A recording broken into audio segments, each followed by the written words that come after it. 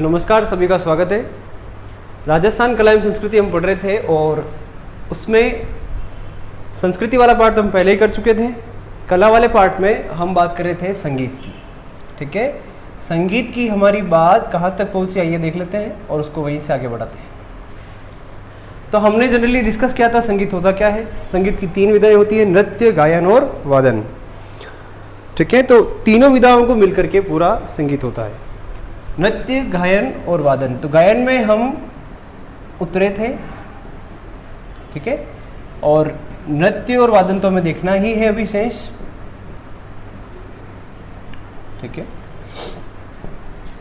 तो आइए गायन पर बात कर लेते हैं। और गायन पर हमारा काफ़ी हद तक हमने काम किया और उसमें हमने देखा रियासतों में संगीत का विकास, पहला सेगमेंट। दूसरा हमने देख लिया संगीत के प्रमुख घराने, जो बहुत ही महत्वपूर्ण था। आपने अगर नहीं देखा है तो आप पीछे वीडियो जाके देख सकते हैं। ठीक है, ये क्लास रियासतों में संगीत का विकास आप तक नहीं पहुंची होगी। उसका कारण है तकनीकी कमी के कारण वो क्लास अपलोड नहीं हो पाई, तो उसके नोट्स आप तक पहुंच जाएंगे। रिकॉर्ड हालांकि मैंने की थी उसको। ठीक है, संगीत के प्रमुख घराने जो है एक बड़ा विशिष्ट टॉपिक है, विशिष्ट बिंदु है परीक्षा की दृष्टि से, तो उसको आपको देखना है और उसको कैसे तैयार किया जाए उसको मैंने अच्छे से बता रखा है, आप उसको देख लीजिए। ठीक है, संगीत के घराने देखने के बाद एक और सबसे महत्वपूर्ण सेगमेंट लोकगीत में गायन में रह जाता है, वो लोकगीत। यहाँ से क्वेश्चन जनरली आता रहता है विभिन्न परीक्षा में। ठीक है, तो आज हम हमारी बात को यहीं से शुरू करेंगे, लोकगीत। ठीक है, फिर वादन और नृत्य पर भी हम समय पर बात करेंगे। चलिए, तो लोकगीत आज का हमारा चर्चा का विषय है इस क्लास में, लोकगीत। आइए इसको अच्छे से डिस्कस कर लेते हैं। क्या होता है लोकगीत? तो सबसे पहले तो जिस बिंदु शीर्षक पर हम चर्चा कर रहे हैं, तो सर्वप्रथम उस बिंदु शीर्षक को ही समझ लिया जाए कि नामकरण ऐसा क्यों है। ये शब्द जो है पूरे इस विवरण का प्रतिनिधित्व कर रहा है ना। इसमें हम क्या पढ़ने वाले हैं, इस शब्द से हमें जानना है। ठीक है, तो लोकगीत सामान्य सी बात हमें जानना है, पहला आयाम कि लोकगीत क्या होता है या लोकगीत किसे कहते हैं। ठीक है, उसके बाद लोकगीतों के प्रकार, उनके नाम, है ना, विभिन्न अवसरों पर गाए जाते हैं। मेनली यहाँ से ये क्वेश्चन उठते हैं, तो इन 2 आयामों पर इसको देखना है, कोई ज़्यादा विशिष्ट बात है नहीं।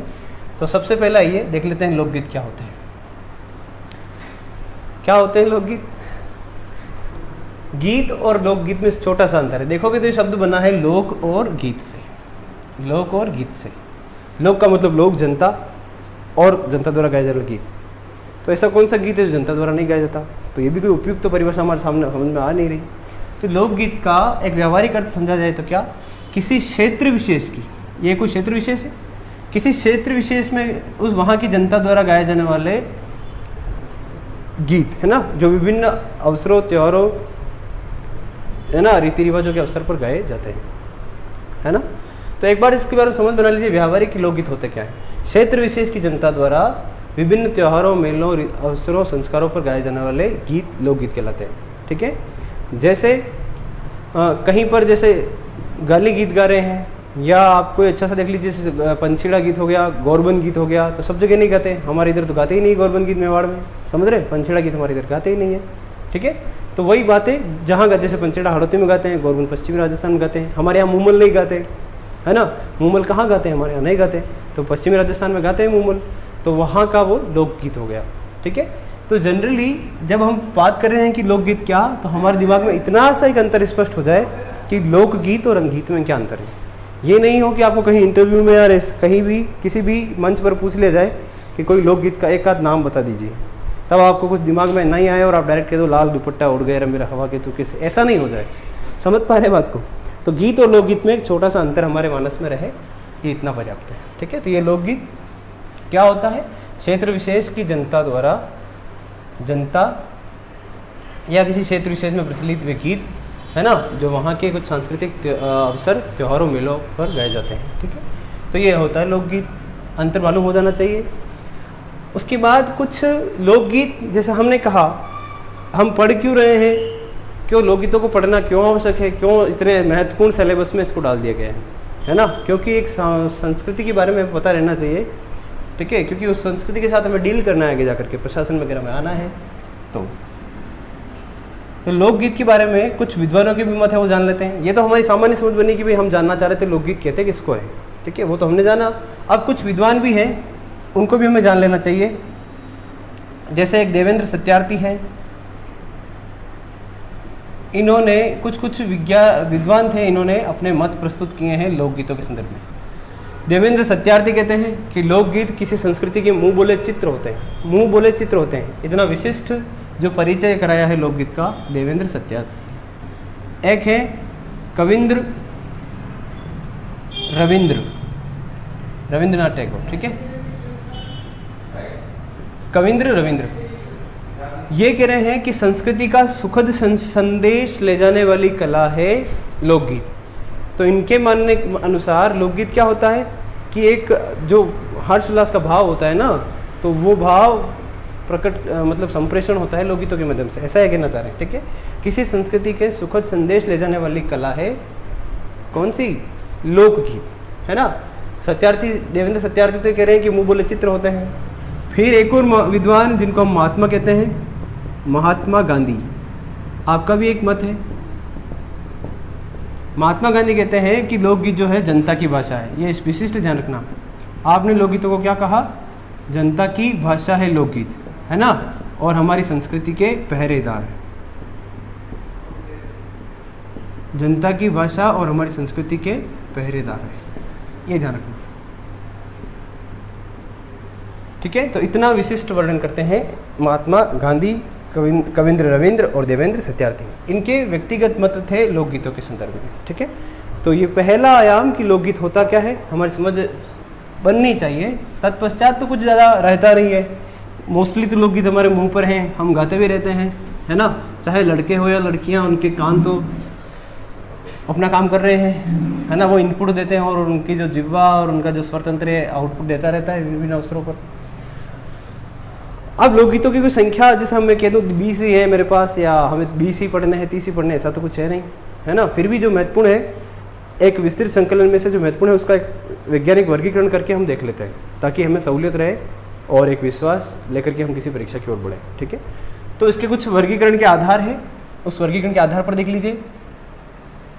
लोकगीतों के वर्गीकरण के आधार है, इनको हम देखते हैं। पहला, जनसाधारण के द्वारा गाया जाने वाला गीत, जनसाधारण के द्वारा गाया जाने वाला गीत, ठीक है। दूसरा,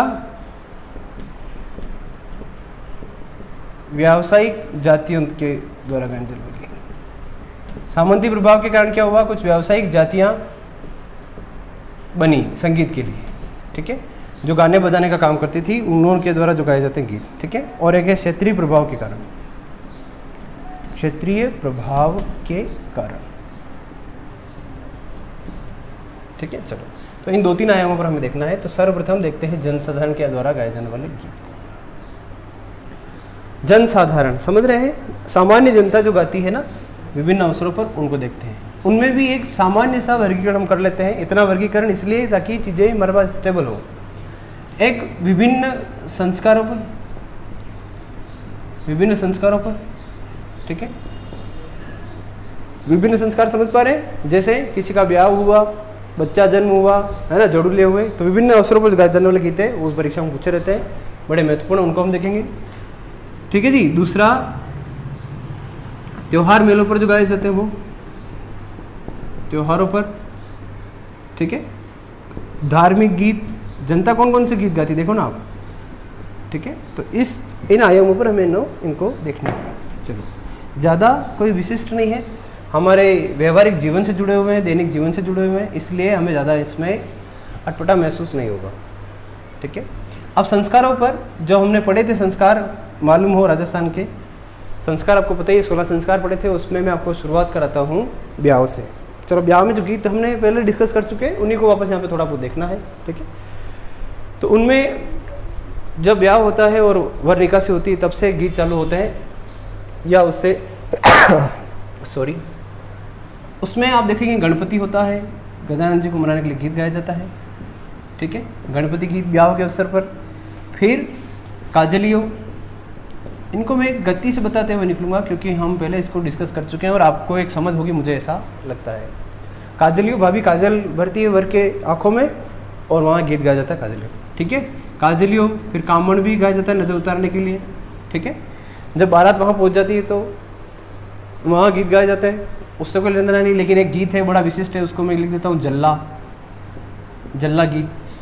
ये सखी सहेलियाँ जो होती है वधू की, वो डेरा देखने जाती है, ठीक है, वर को देखने के लिए जाती है और गीत गाती है वहाँ पर, जल्ला गीत, है ना, जोड़ी का जल्ला। थारो डेरो निरखना ही रे मारा जोड़ी का जल्ला, ऐसे इसके बोले, तो जल्ला गीत होता है। उसके बाद ब्याह होगा तो वहाँ पर सीठने, सीठने आप समझ रहे हैं, गाली गीत, विदाई से पहले जस्ट सीठने गाए जाते हैं। ये सब स्टार पॉइंट है, ये पूछे जाते रहे हैं। सीठने क्या होता है, गाली गीत होता है, ठीक है। विदाई के समय वो लड़की बहुत ज़्यादा रोती है तो कोयलड़ी गाते हैं उसके लिए, कोयलड़ी गाते हैं, ठीक है। विदाई गीतों में कोयलड़ी, ठीक है, लड़की को कोयल के संबोधित करते हैं, हालांकि वो बड़े रौद्र स्वर निकालती है, ठीक है। ये तो कोयलड़ी गीत हो गया। उसके बाद पहली बार वर अपने ससुराल पक्ष आता है तो पावड़ा गीत, ठीक है। इस दौरान एक आध गीत में आपको और बताता हूँ, जैसे दुपट्टा सालिया गाती है, ठीक है। और एक 5 स्टार बता रहा हूँ जो परीक्षा में बहुत ज़्यादा पूछा जाता रहा है, वो है दुलजी। ये बहुत महत्वपूर्ण है मेरी दृष्टि में, ये बहुत ही ज़्यादा महत्वपूर्ण है दुलजी की, ठीक है। क्यों महत्वपूर्ण है? क्योंकि ये बाल विवाह के विरोध में गाया जाने वाला गीत है दुलजी की, ठीक है, ये ध्यान रखना। तो ये मेनली आपके शादी से संबंधित हो जाते हैं। संस्कारों में और भी बताता हूँ, जैसे जिनकी शादी हुई है उनको पुत्र रत्न की प्राप्ति होने वाली है तो एक गाया जाता है जच्चा, ठीक है, जच्चा होलर, जच्चा होलर। अब ये आपके सामने दुविधा हो सकती है कि जच्चा किसको कहते हैं। कभी सरकारी योजना में नाम सुना हो कि जच्चा और बच्चा, तो जच्चा कहते हैं प्रसूता को, माँ जो बनी है, ठीक है। तो जच्चा होलर गीत गाया जाता है। फिर एक शेखावटी में गीत गाया जाता है, वो है गिगलो।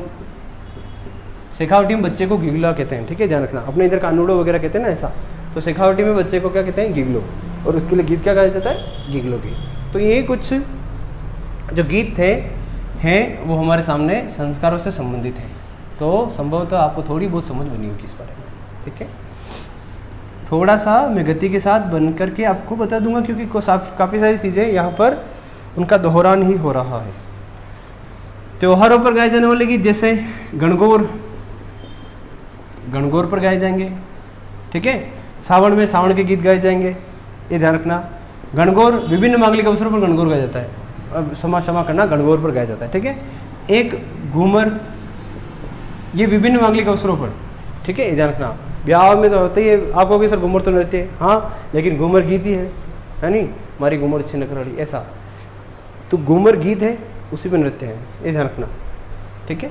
तो त्योहारों पर, अवसरों पर ये है। मेलों पर एक पंछीड़ा गीत में लिख रहा हूँ, थोड़ा 5 स्टार कर देना, पूछा जाता रहा है।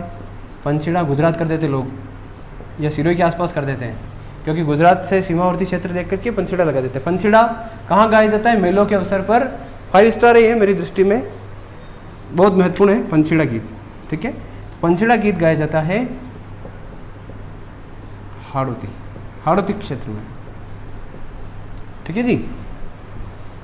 तो ये आपके होते हैं त्योहारों के अवसर पर गाए जाने वाले गीत। इसके बाद हम बात करें तो हमारे सामने अगला जो बिंदु बचता है वो है धार्मिक गीत। और धार्मिक गीत के बारे में आपको अच्छे से समझ होगी, क्योंकि हमने क्लासरूम में हम सभी उपस्थित थे और क्लासरूम में धार्मिक परिदृश्य को हमने डिटेल देखा था, ठीक है। सभी जो भाष्यकार थे, साधु, जितने भी महात्मा भाष्यकार थे, जिसमें चैतन्य हुए, वल्लभाचार्य हुए, शंकराचार्य हुए, सबके मतों को से लेकर के, ब्राह्मणवाद की पुनर्स्थापना से लेकर के हमने वर्तमान समाज राजस्थान में जो धार्मिक परिदृश्य है वहाँ तक देखा डिटेल्ड। और लोग देवी देवताओं को भी हमने देखा, लोग संतों को देखा और उनसे जुड़े हुए गीत सारे डिस्कस किए थे, ठीक है ना। किसी ने नहीं देखा हो वीडियो तो जा करके देख सकता है, कोई अगर कोई नया जुड़ा हो तो, ठीक है। तो धार्मिक गीत आपको सबको पता है, थोड़ा थोड़ा एक एक करके चर्चा कर लेते हैं। जैसे मैं लिखता हूँ यहाँ पर तेजा टेर, दिमाग में लाना ये क्या होता है, आ जाना चाहिए। तेजा का मतलब वैसे पता लग रहा है, तेजा टेर है। एक जम्मा, ठीक है, हवेली संगीत, जम्मा, हवेली संगीत, तेजा टेर, चिरजा, देखो बस इनको आराम से, है ना। और एक दिमाग में थोड़ा सा जो होता है ना रिवीजन का, प्रयास करो कि क्या हमने ऐसा सुन रखा है? तिरजा।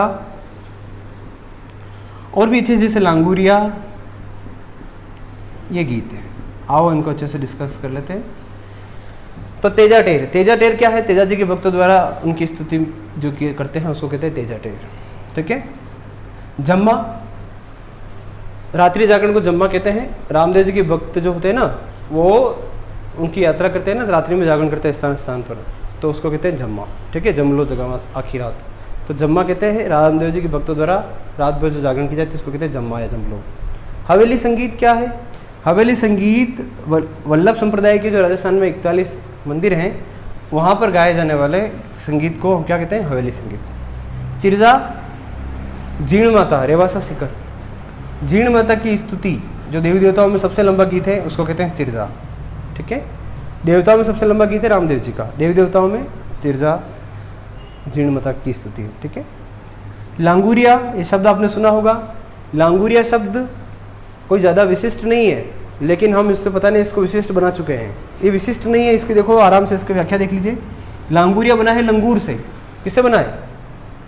लंगूर से। लंगूर किसको कहते हैं? लंगूर बंदर में एक प्रजाति होती है, तो भाई वही है। केला देवी हम जाएंगे तो केला देवी मंदिर परिसर में हनुमान जी का एक छोटा सा मंदिर है, उसको कहते हैं उन हनुमान जी को स्थानीय भाषा में लांगुरिया कहते हैं। करौली के जो लोग वहाँ दर्शन करने जाते हैं ना, तो उसको स्थानीय भाषा में लांगुरिया कहते हैं। ठीक है। और उनके लिए जो गीत गाता है लांगुरिया, और उस गीत पर जो नृत्य होता है वो लांगुरिया नृत्य। ठीक है। ये ध्यान रखना, लक्ष्मी बड़ा लगता है, ये ध्यान रखना। लांगुरिया गीत केला देवी के वहाँ गाया जाता है। ठीक है। लांगुरिया हनुमान जी को कहते हैं वहाँ पर।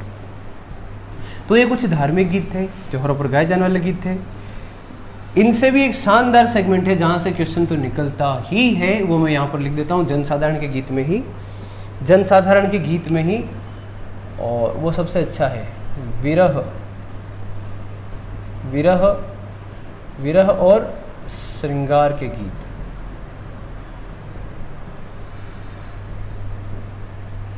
विरह और श्रृंगार के गीत सुने होंगे शब्द ऐसा। विरह, विरह क्या होता है? बिछुड़ना, है ना। श्रृंगार, श्रृंगार एक रस होता है, साहित्य वाले जानते होंगे। रौद्र रस होता है, विभत्स, श्रृंगार रस, करुण रस है। तो श्रृंगार एक रस होता है। उस श्रृंगार रस के लिए, उसको व्यक्त करने के लिए जो गीत गाए जाते हैं वो विरह। जब एक नायिका नायक से बिछड़ जाती है तब वो गाती है ना। नायक तो गाते नहीं थे पहले, नायिका गाती थी। वो सारे गीत यहाँ पर आपको दिखेंगे। चलो तो उसको देखते हैं। बड़ा अच्छा सा ये सेगमेंट है और शानदार शानदार ये नाम है। अब मैं इनके नाम यहाँ पर लिख रहा हूँ, पहले तो अच्छे से फिर समझा देता हूँ, है ना। और मैं कैसे लिख रहा हूँ आपको बता भी दूंगा। तो सबसे पहले मैं लिख रहा हूँ यहाँ पर चिरमी, कुछ विरह के गीत हैं। पिपली, केसरिया बालम, केसरिया बालम है। ठीक है। कुरंजा, कागा, कांगसियो। ठीक है। देखिए आराम से, चिरमी, पीपली, केसरिया बालम, कुरंजा, कागा, कागसियो, बिछुड़ो। ठीक है। बिछुड़ो है। फिर जोरावा है। ठीक है। बिछुड़ो, जोरावा है। ओड़ू, ओड़ू है। सुपनो है। हिचकी है। अब मैं कैसे बोल रहा हूँ मैं इनको आपको बताऊंगा, निश्चिंत रहिए आप कि मैं इसको कैसे बोल पा रहा हूँ, है ना। मेरी तकनीक मैं आपको बता दूंगा, और ऐसे सीक्वेंस रटने की आवश्यकता नहीं, बस इनके बारे में जानकारी जो है वो पता हो जानी चाहिए। ठीक है ना। तो कोई दिक्कत नहीं, आराम से देखिए। लावणी, सुवटियो, 2 3 4 5 6 7 8 9 10। ठीक है। तो सारे हो चुके हैं। अब आइए कैसे देखते हैं इसको, आराम से मैं इसके बारे में बताता हूँ, आपको वैसे क्लियर हो जाना चाहिए। ठीक है। तो हमने देखा कि विवाह जैसे हमने कराया था वहाँ पर संगीत, जितने भी गीत थे हो गए। अब वो क्या होता है कि नवविवाहिता आती है ना, तो एक सीक्वेंस आपको बता देता हूँ। उसको क्या लगता है कि उसको घर की याद आती है, पियर की। ठीक है। तो चिरमी गीत गाती है अपने पिता और भाई को याद करते हुए। तो एक छोटा छोटा सा एक आध लाइन इनकी पहचान लिख देना आप कि ये क्या गीत क्या हैं, क्यों गाए जाते हैं। ठीक है। तो चिरमी गीत क्या है? इसमें जो नवविवाहिता होती है, विवाहिता होती है, वो क्या करती है? अपने पियर पक्ष में जो रहने वाले अपने पिता और भाई के लिए ये गीत गाती है जब उसको उनकी याद आती है चिरमिन, ठीक है। फिर आज के वो ले जाते हैं तो फिर वो थोड़ा दिन रहती है, 2-4 दिन रहती है, 5 दिन रहती है, 10 दिन रहती है, फिर वो पिपली गाती है। मतलब वो पिपली की तरह ऐसा सोचती है शायद मैं यहाँ पर पक चुकी हूँ, ठीक है। तो पिपली गीत गाती है, तो पिपली गीत वहाँ पर गाती है, ठीक है। थोड़े दिन में जब उसको मान सम्मान नहीं मिलता 2-4-5 बार जाती है, पिपली गीत वो गाती है वहाँ पर, और फिर उसको याद आती है अपने वापस किसकी, केसरिया बालम की, और फिर वो गाती है केसरिया बालम आओ नहीं पधारो हमारा देश, मुझे ले जाओ ना यहाँ से वापस, ऐसा। तो ये केसरिया बालम गाती हूँ, यही तो इतना फेवरेट गाना रहा है, राजस्थान की संस्कृति का प्रतिनिधित्व करने वाला गाना संगीत गीत है केसरिया बालम। मांड राग में गाया जाता है, सर्वप्रथम वांगी बाई ने गाया था, सर्वाधिक बार अल्लाह जिला बाई ने गाया था, ये केसरिया बालम, ठीक है। बड़ा विशिष्ट मांड राग का उत्कृष्ट गाना जिसने राजस्थान की संगीत कला का, गायन शैली का, अपने आप में गायन शैली का, राजस्थान की गायन शैली का प्रतिनिधित्व करता है। मांड राग इसी से बड़ा प्रसिद्ध हो गया हिमालय से, है ना, या मांड राग ने इसको प्रसिद्ध कर दिया। बहुत ज़बरदस्त गाना है केसरिया बालम, ठीक है। तो केसरिया बालम गाती है, केसरिया बालम आके ले जाते हैं, ठीक है। बात को ध्यान रखना, केसरिया बालम गाती है, केसरिया बालम आके ले जाते हैं। अब जब यहाँ से मैं शुरू करता हूँ, केसरिया बालम गाना गाए आ गई, ठीक बात, इसका मतलब नहीं दोनों जीवन में साथ रहेंगे। और राजस्थान में शुरू से प्रवृत्ति रही है कि लोग, पश्चिमी राजस्थान में तो विशेष करके, कि जो वर होता था शादी के बाद कुछ समय बाद उसको जाना ही था, क्योंकि वहाँ पर कृषि और इतना जो था अर्थव्यवस्था इतनी उन्नत नहीं थी कि वहाँ पर उसको रोज़गार अवेलेबल हो जाए, तो उसको जाना पड़ता था देश छोड़ के। तब आप देखेंगे कि विरहणी हो जाती है, वो नवविवाहिता की क्या हो जाती है, विरहणी, वियोग में तड़पने लगती है। और फिर गाने याद आते हैं उसको कई प्रकार के, देख लीजिए, इनका एक एक करके देखते हैं। तो सबसे पहले पति जाता है तो उसको जोर आता है, ठीक है, तो जोरावा गीत गाया जाता है, ये विरह में गाया जाता है, इसके बोल हमारे पास नहीं है, ठीक है।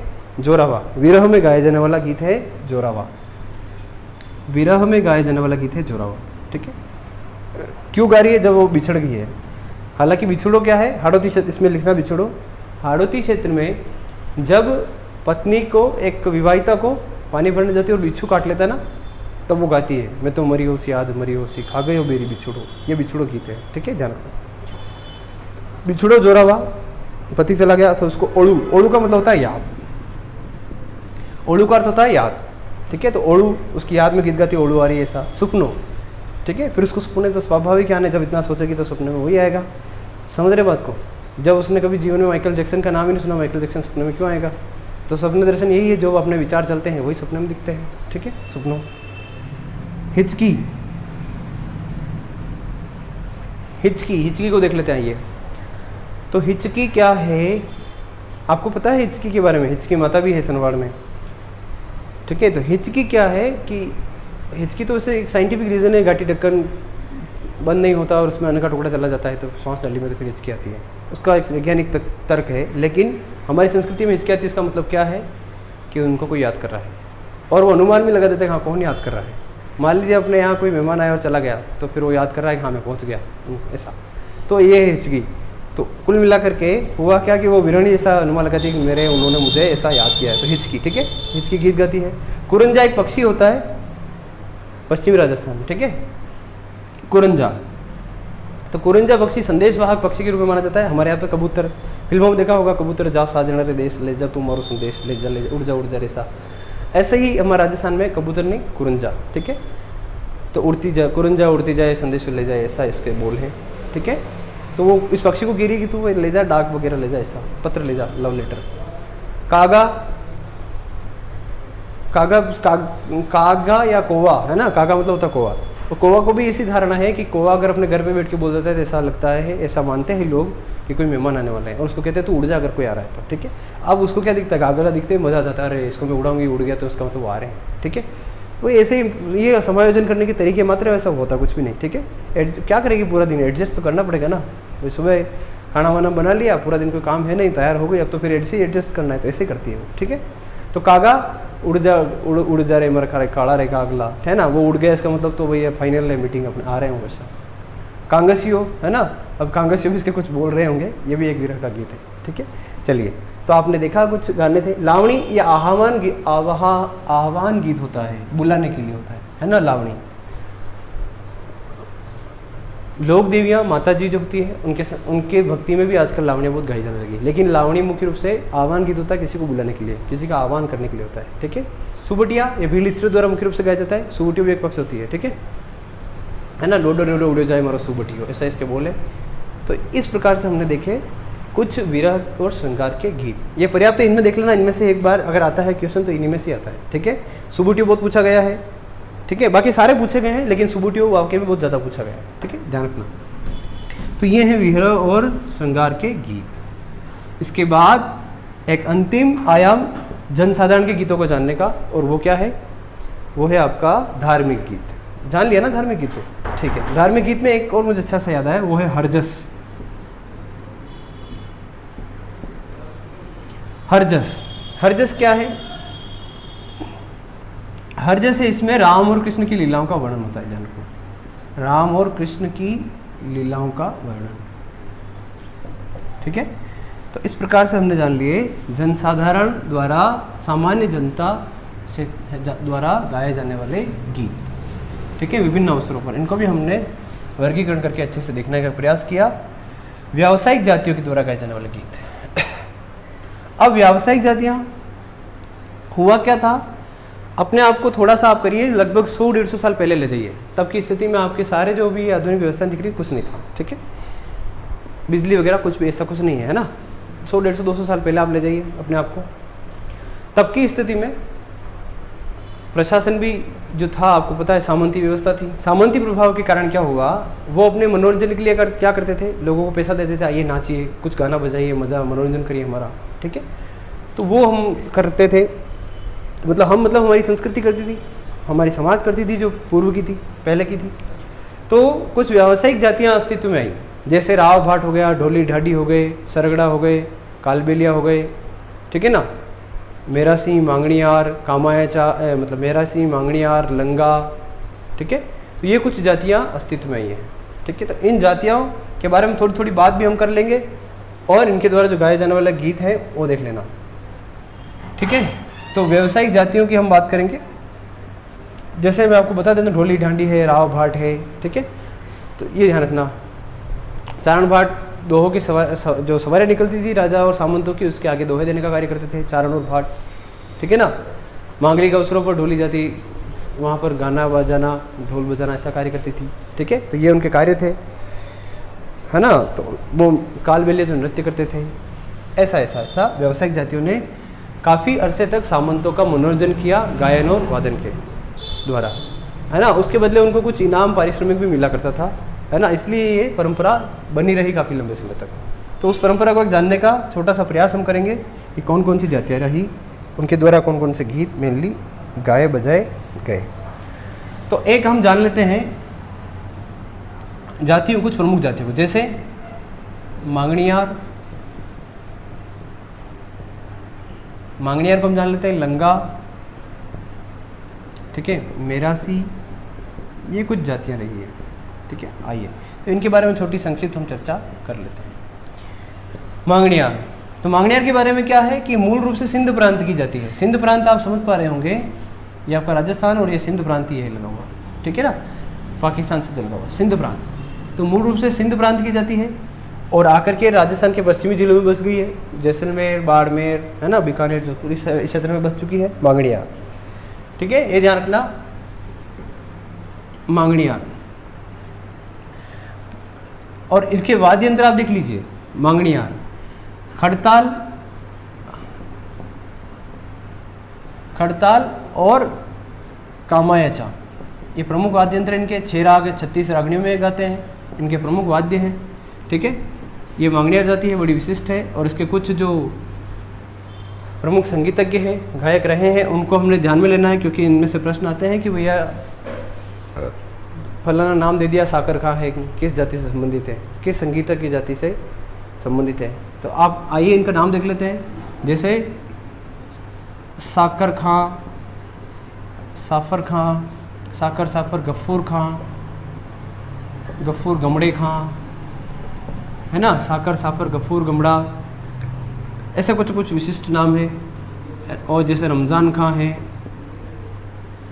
ठीक है, साकर का कामायचा बहुत अच्छा बजाता था, रमजान का ढोलक अच्छी बजाता था, ठीक है। और भी जैसे देख लेते हैं अपन, साकर, साफर, गफूर, गमड़ा। एक मैं आपको 2 महिलाओं के नाम बताता हूँ, अकला देवी और रुक्मा देवी, ये बहुत ज़्यादा पूछी गई है। अकला देवी और रुक्मा देवी का संबंध किस संगीत जाति से है? मांगणियार से है, ठीक है।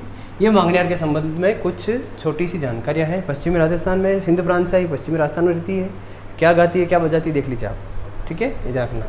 खड़ताल बजाती, खड़ताल देखा होगा, वो लकड़ी के गट्टे होते हैं, ऐसे हाथ में लेके ऐसे ऐसे बजाते हैं, वो खड़ताल और कामायचा के साथ गाते हैं, ठीक है।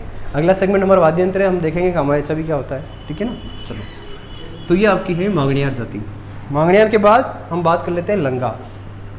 लंगा जाति भी पश्चिमी राजस्थान के कुछ जिले आप देख लीजिए, जैसे जैसलमेर, जोधपुर, बाड़मेर, बीकानेर, ठीक है, वहाँ पर।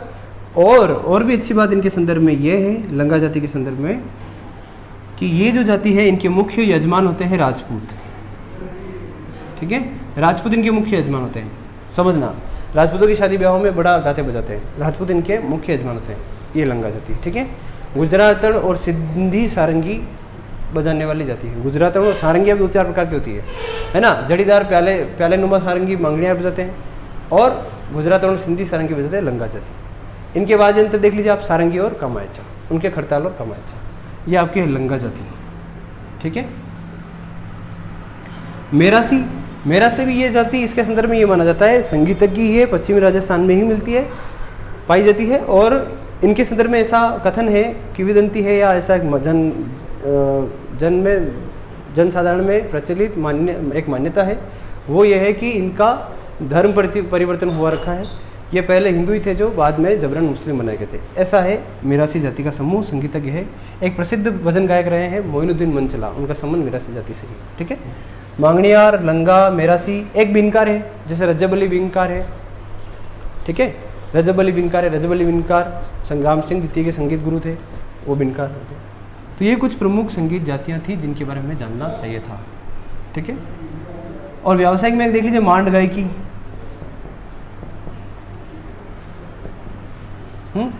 मांड गायकी, मांड गायकी उदयपुर की है, जोधपुर की है, जैसलमेर की है। उदयपुर, जोधपुर, जैसलमेर, जयपुर की है और बीकानेर की है। छोटी छोटी बातें इनसे कर लेते हैं। मांड गायकी, तो मांड गायकी, अब आप मांड गायकी थे, उदयपुर की अलग है, जोधपुर की अलग है, जैसलमेर की अलग है, मांड गायकी है, जयपुर की अलग है, बीकानेर की अलग है। तो अलग है क्या, उनमें क्या होता है कि ताल जो होता है, थोड़ी तकनीकी शब्द छोटा सा, ताल में परिवर्तन होता है, ठीक है। जैसे उदयपुर, जोधपुर, जैसलमेर मैंने पहले लिखा, तो इनमें सब में ताल दादरा, ताल धीमा दादरा होता है, ठीक है। जयपुर में जो ताल होता है वो कहरवा होता है, और बीकानेर में दीपचंदी होता है, ठीक है। ये ध्यान रखना, थोड़ा सा माइनर डिफरेंस है, हमारे इतना गहराई में हमें तो जाना नहीं, लेकिन कुछ जो परीक्षा की दृष्टि से बात कर लेते हैं। उदयपुर की मांड गायकी से संबंधित थी मांगी बाई, ध्यान रखना, इसने सर्वप्रथम केसरिया बल्लम गाया ऐसा माना जाता है, मांगी बाई, ठीक है, ये ध्यान रखना।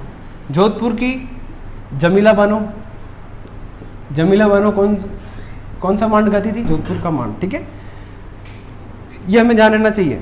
जैसलमेर की अल्लाह जिला बाई, अल्लाह जिला बाई, अल्लाह जिलाई बाई, ठीक है ना, बहुत प्रसिद्ध नाम है, डाक टिकट भी इन पर जारी हुआ है। राजस्थान की मरु कोकिला इनको कहते हैं, ध्यान रखना, राजस्थान की मरु कोकिला कहते हैं अल्लाह जिला बाई को, ठीक है। स्वर्ग मरु कोकिला इनको कहते हैं अल्लाह जिला बाई को। सर्वाधिक मांड राग में सर्वाधिक बार केसरिया बल्लम गाने का श्रेय इनको जाता है, डाक टिकट भी इन पर जारी हुआ है, ये है अल्लाह जिला बाई, जैसलमेरी मांड गाती है, ठीक है। जयपुर में बन्नो बेगम का नाम हमें ध्यान रखना है, कौन सी बेगम है, बन्नो बेगम, है ना। इनकी मम्मी भी बड़ी स्पेशल है, गौहर चांद, मम्मी बड़ी स्पेशल है और मम्मी का नाम है गौहर जान। ये एक प्रसिद्ध कथक नृत्यांगना थी और इनकी बेटी जो थी जयपुरी मांड की अच्छी गायिका रही है, ठीक है। ये मेनली हमें ध्यान में हो जाना चाहिए। बन्नो बेगम का संबंध है जयपुर से, ठीक है। तो कुल मिलाकर के हमने ये जान लिया मांड गायकी में ये कुछ वाकई में ईमानदारी से विशिष्ट नाम है। बीकानेर में गबरी देवी का नाम ध्यान रख सकते हो, बड़े विशिष्ट नाम है। मांगी बाई, जमीला बानो, अल्लाह जिला बाई, बन्नो बेगम, ये नाम पूछे जाते हैं। अकला देवी, रुकमा देवी, है ना। और महिलाओं पर ज़्यादा प्रश्न आएंगे, ध्यान रखना, ठीक है। अल्लाह जिला बाई का नाम ध्यान रखना, ठीक है। एक मैं आपको बताता हूँ, सीमा मिश्रा, राजस्थानी लोकगीत सबसे ज़्यादा किसी ने गाए हैं तो वो सीमा मिश्रा है। उसको राजस्थान की लता मंगेशकर कहते हैं, राजस्थान की स्वर कोकिला कहते हैं। क्या नाम है? सीमा मिश्रा, ठीक है ना, सीमा मिश्रा। बहुत ही मीठी आवाज़ उनकी है और वीणा के जितने भी गाने हैं अधिकतर उन्होंने ही गाए हैं, ठीक है। सीमा मिश्रा का नाम ध्यान रखना। राजस्थान की लता मंगेशकर स्वर कोकिला, मरु कोकिला कहेंगे तो अल्लाई जिलाई बाई को, ठीक है। एक हड़ताल का जादूगर मांगनियार में सद्दी का मांगनियार को और ध्यान रख लेना। तो ये मेनली हो गए व्यावसायिक जातियों द्वारा गाए जाने वाले गीत। और एक आप ध्यान रखना वो क्या है, सिंधु और मारू राग, 5 स्टार कर देना, सिंधु व मारू राग। ये वीर रसात्मक राग है जी, वीर रसात्मक राग है सिंधु और मारू राग, ठीक है। वीर रसात्मक राग का मतलब क्या होता है कि ये भाट वगैरह जो होते थे युद्ध के अवसर पर एक वीरत्व का भाव जगाने के लिए शासकों और सैनिकों में ऐसे ये राग गाया जाता था, सिंधु और मारू राग, ठीक है, ये ध्यान रखना। तो मेनली हमने जान लिया व्यावसायिक जातियों द्वारा गाए जाने वाले गीत, व्यावसायिक जातियाँ क्यों अस्तित्व में आई है, वो कौन सा समय था, ठीक है। अब क्षेत्रीय प्रभाव के कारण, और ये लोकगीत हमारे हो जाते हैं पूरे। क्षेत्रीय प्रभाव के कारण कुछ लोकगीत हैं, जैसे मरुस्थलीय क्षेत्र में पश्चिमी राजस्थान, पर्वतीय क्षेत्र में, ठीक है, और मैदानी क्षेत्र में हम देख लेंगे, ठीक है। मैदानी क्षेत्र में जैसे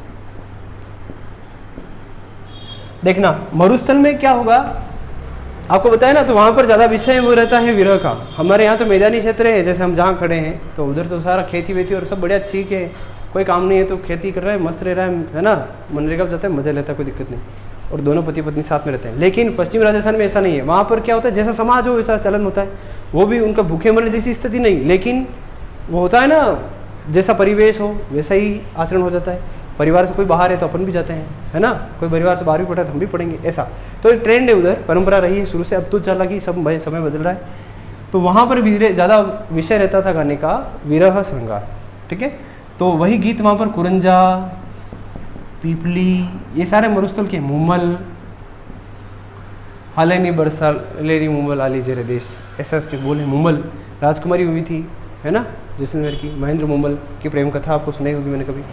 कुरंजा, पीपली, मुमल, ठीक है, कांग्रेसियो, ऐसे गीत पश्चिमी राजस्थान में गाए जाते हैं। जनरली पूछा जा सकता है ये गीत किस क्षेत्र में गाया जाता है। पर्वतीय क्षेत्र में पटेलिया, बिछो, हालर, मादड़, ऐसे गीत पर्वतीय क्षेत्र में गाए जाते हैं, अरावली वाले क्षेत्र में, ठीक है।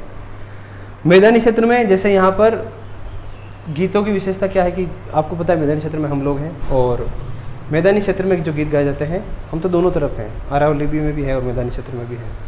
तो मैदानी क्षेत्र में जो गीत गाए जाते हैं जैसे बम रसिया भरतपुर में है, रसिया भरतपुर में गाया जाता है ना, और सिरोही में, पर्वतीय क्षेत्र में देख लीजिए ढोला मोरू सिरोही में गाया जाता है, ठीक है। तो ये जनरली हमने डिस्कस कर लिया है लोकगीत वाले सेगमेंट को, ठीक है, कंप्लीट हमने इसमें बारे में चर्चा कर चुके हैं। लोकगीत इसी को अच्छे से देखना आराम से। अब हमें जानना है अगला, जो अगली कक्षा में छोटे छोटे में क्लासें बना रहा हूँ, क्योंकि बड़ी लंबी लंबी क्लासें आप लोग देखते नहीं हैं, 5 मिनट देख करके फिर आपको कोई काम आ जाता है और वो काम करना ही पड़ता है। तो अब ऐसा करें कि छोटी छोटी क्लासें, जैसे लोकगीत ही बताए, अगली क्लास हम ले लेंगे वादन पर, है ना, वाद्य यंत्रों की क्लास लेंगे, फिर एक आपका बच्चे का नृत्य देख लेंगे, ठीक है, फिर हस्तकला, चित्रकला, ये आपका संस्कृति हो गया, है ना। तो इसी मंथ में हम खत्म कर देंगे। ऊर्जा के साथ पढ़ना है, जितना मैंने बताया वो तो करना ही, और भी अच्छा एफर्ट आप दे सकते हैं अपने स्तर पर, तो देना है। उद्देश्य हमारा इस इतना सा है कि सिलेबस के हर एक बिंदु पर हमारी कमांड हो, अच्छे से हम उसको कर लें, ठीक है। Thank you.